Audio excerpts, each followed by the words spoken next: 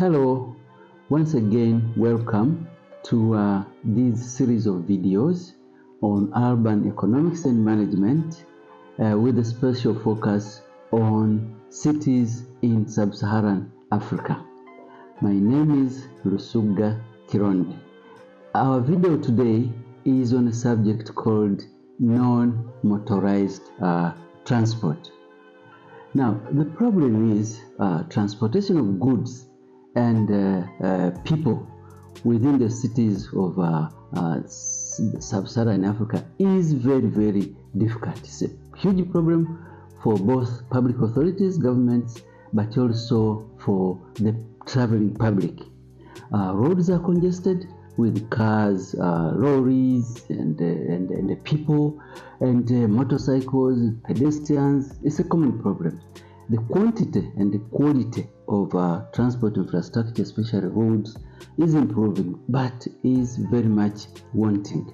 So it is common to see travelers crammed in informal vehicles, informal minibuses, mainly privately owned, and going by various names in various countries. For example, in Tanzania, they are called dala-dalas. In Kenya, they are called matatu. In Nigeria, they are called kabu. In Ghana, they are called tro. So they go by various names, but they are not terribly comfortable. But what can you do? Those are the kind of travel facilities that we have. But even within that big picture, many people actually travel using their own effort. They don't go by buses, they travel, they walk, they cycle. This is what is called non-motorized transport. And the non-motorized transport is very common in cities of sub-Saharan Africa. Non-motorized transport is also known as active transportation or human-powered transportation. It is transport where you don't use engines or motors. We possibly don't have a word for it in Kiswahili, so I have coined the word Usafiri Nguvu Kazi. And it includes walking, it includes cycling, and it also includes moving goods and services on push carts. Non-motorized transport is quite significant. A study carried out in Kampala and supported by FES found out that 50% of the people who work in the city center of who work in the city of Kampala, they go there by walking. In the city of Nairobi, 43% of the people walk. In Dar es Salaam, the proportion is a bit low. 25% of the people actually do their businesses by walking. So national motorized transport is an option for many dwellers. Unfortunately, the public policy doesn't give this form of transport a lot of public attention or recognition. But non-motorized transport has got a lot of advantages. It is environmentally friendly, doesn't give any emissions, no noise, no tremors. Therefore, it is friendly to the environment, especially when we are talking about these days of climate change. It is good for health. It's like you are killing or you are getting two birds with one stone. You travel where you want to go, but also you do exercise. And these days we are told we really need to exercise to improve our health. It may relieve stress. There are no hassles in boarding buses. It's flexible. You move from home to wherever you are going. It may be affordable for some people. Mind you, transport is costly, and transport is the second most expensive item that low-income households use after food. So if they can save on this, it's a big saving. It is suitable for short trips to school, to a shop, and to social functions. Unfortunately, as I've said earlier on, non-motorized transport is quite low when it comes to public policy. There are very few roads which have quality marked pedestrian ways, and even when they exist, they are poorly maintained or they are just forgotten. Pedestrian ways are usually invaded by parking cars, street traders, motor vehicles which break the law, forcing walkers and cyclists on the road.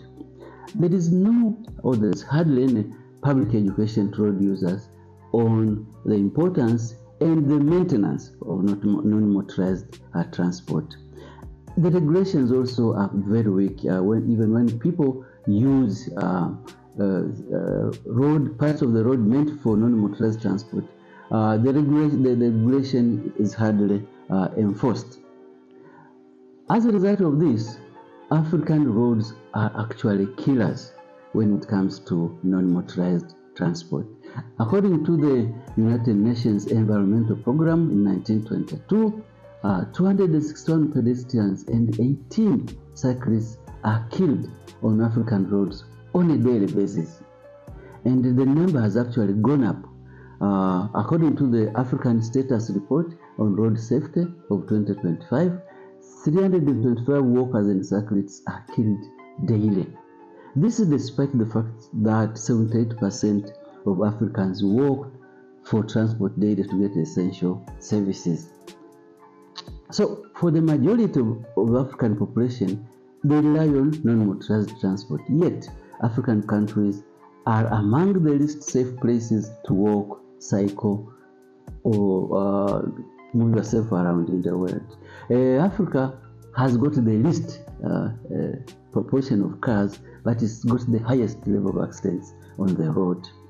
Lack of essential infrastructure makes the experience of walking and cycling difficult, unpleasant, and dangerous.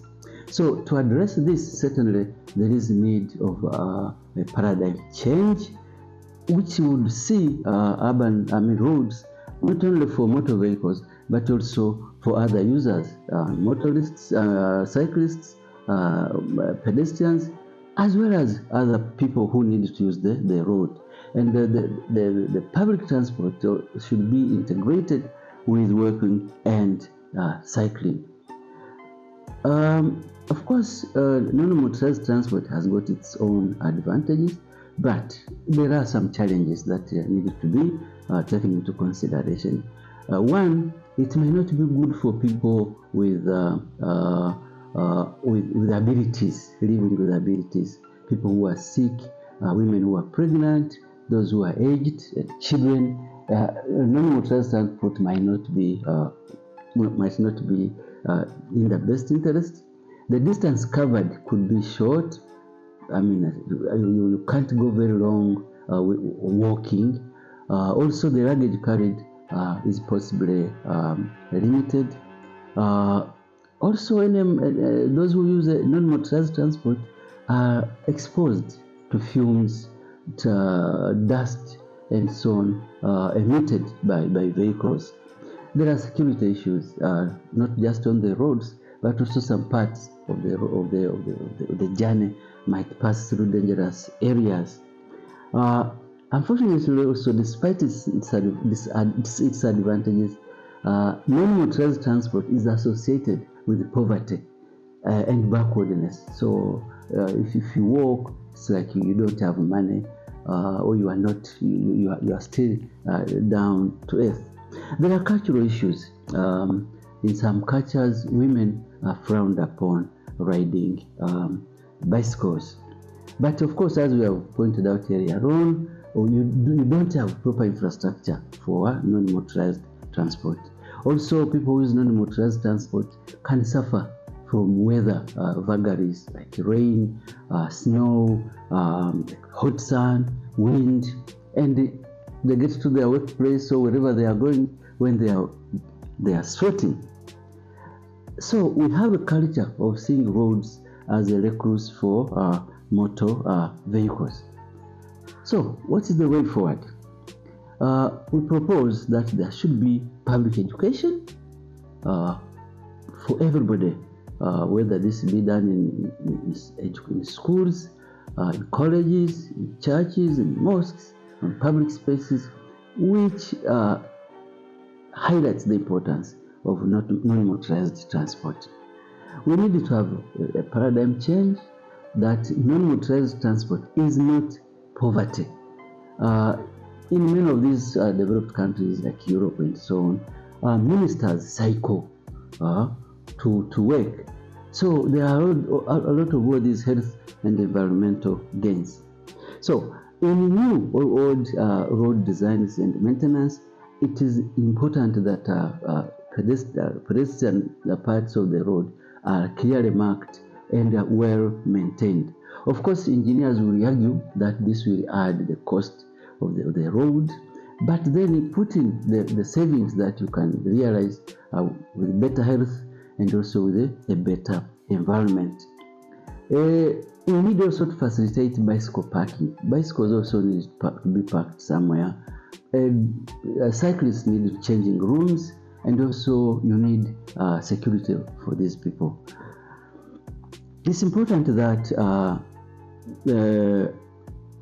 pedestrian and cycleways are marked and protected from encroachment, from motor vehicles, from street traders, and from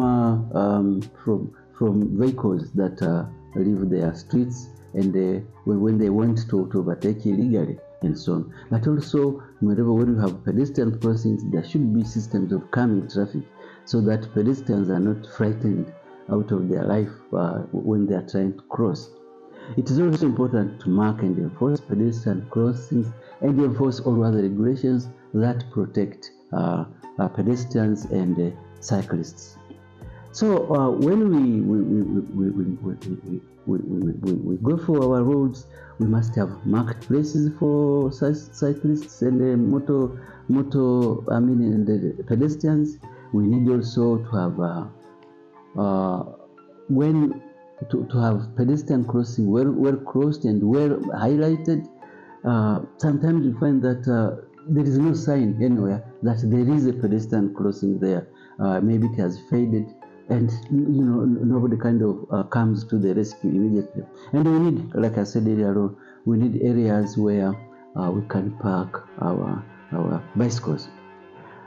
Fortunately for African cyclists, some leaders have shown interest in non-motorized transport. President Magufuli the late, President Nyerere all did show that they are interested and practiced cycling. But when you look at Africa in general, while there are many world cities which are ranked as walkable, you possibly don't have a city in Africa that is ranked as walkable. So those are the ideas that I have for non-motorized transport. Thank you for showing interest in this video. Please subscribe to our channel and like and share this and give us a feedback. We very much appreciate your option. See you in the next video.